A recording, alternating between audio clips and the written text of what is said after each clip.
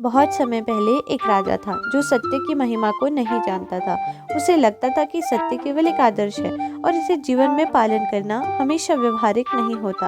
एक दिन राज्य में एक प्रसिद्ध संत आए जो सत्य पालन के लिए प्रसिद्ध थे। राजा ने संत को चुनौती दी और कहा, आप कहते हैं कि सत्य सबसे बड़ा धर्म है।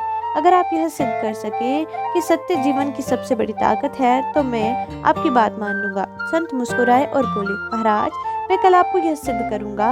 अगले दिन संत ने राजा से कहा, मैं आपके खजाने में से सोने की थाली चुरा लूंगा और आपको इसे रोकने का कोई तरीका नहीं मिलेगा।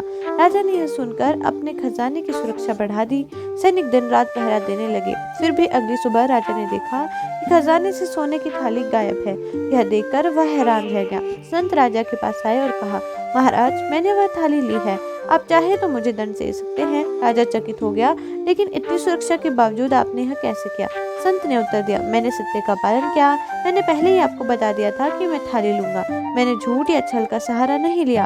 आपकी सुरक्षा ने सत्य को नहीं रोका, क्योंकि सत्य में अद्भुत शक्ति है। राजा को अपनी गलती का एहसास हुआ। उसने संत से माफी मांगी और कहा, अब मुझे समझ में आया कि सत्य धर्म का मूल आधार है। मैं अपने जीवन में सत्य को अपनाने का संकल्प लेती